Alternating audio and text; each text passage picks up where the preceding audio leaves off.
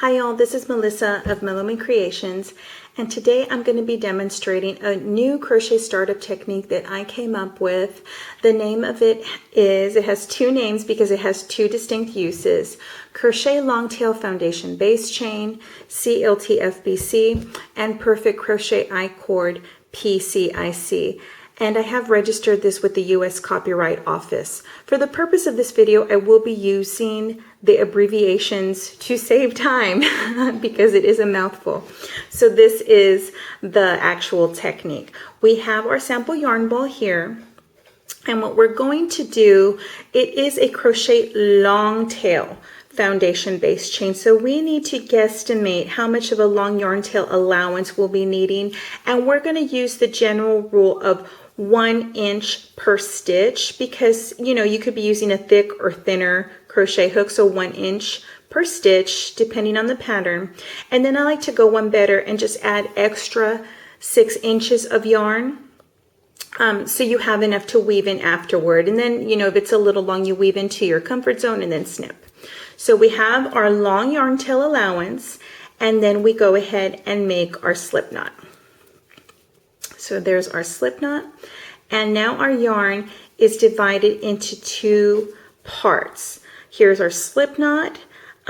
We have our working yarn that comes from your yarn skein ball or main reservoir of yarn. And that's going to be because I'm a right-handed crocheter, away from me and to the left. And then our long yarn tail allowance is going to be towards me and off to the right. And it would be vice versa for left-handed crocheters. If I was left-handed, the long yarn tail would be towards me and to the left, and the working yarn away from me and to the right. But like I said, I am a right-handed crocheter, so working yarn away from me and off to the left, and long yarn tail allowance towards me and off to the right. And this is the technique. And here we're going to be doing something that goes against crochet law regarding yarn overs. Yarn overs in crochet traditionally are yarn over from the back to the front. That is a traditional crochet yarn over. For the CLTFBC and PCIC, we're going to be doing something different. We're going to grab our long yarn tail allowance and yarn over from the front to the back of the hook and leave it there. So you want one of these other fingers just to hold it there so it doesn't get too loose. So again, grab our long yarn tail allowance, yarn over from the front of the back, and it stays there. Now we grab our working yarn and do a traditional yarn over from the back towards the front. And there you have it. You have 3 loops on the hook. And what you're going to do now is grab this loop that's on the furthest left side and pull it through the other 2.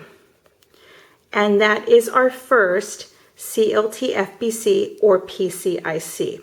Now we're just going to be working them in repetition. Grab your long yarn tail allowance, yarn over from the front towards the back and hold there. Grab our working yarn and yarn over from the back to the front and pull the loop on the left through the other 2. That's 2.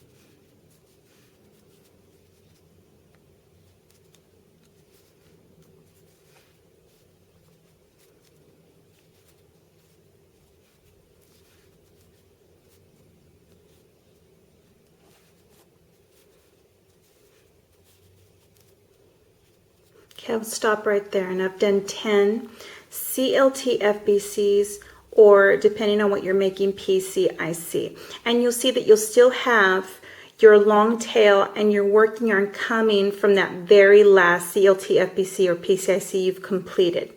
Now, if you look here, you can count the stitches, and here is your 1, 2, 3, 4, 5, 6, 7, 8, 9, 10. 10 CLTFBCs or PCICs that you've completed. Now, it is a great, meaty, stretchy chain with 4 sides that can be used independently as a perfect crochet I-cord. It's a much easier chaining technique for an I-cord. Or if you want to stop there and depending on your pattern, if those are the required stitches needed, if we're working single crochet, we skip the first one and that serves as our first turning chain. And we go into the second stitch of the CLTFBC. And you'll see here that you'll have a front loop and back loop to work into, so that takes out the guesswork, and you'll be it takes out the guesswork of knowing, where do I insert this hook? Do I insert in the traditional chaining sense through the back loop, back ridge, both? This takes out the guesswork because you'll be working just as you would for the rest of the project through the front and back loops. And you'll see those little V's or arrows that are telling you go that way.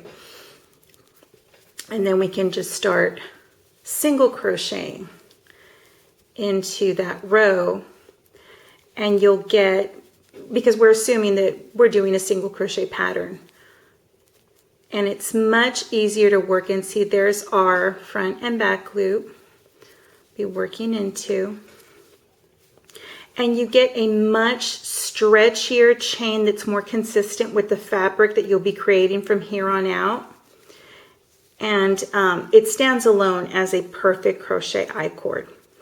So there you have it, CLTFBC for crochet long tail foundation base chain, and PCIC for perfect crochet I-cord.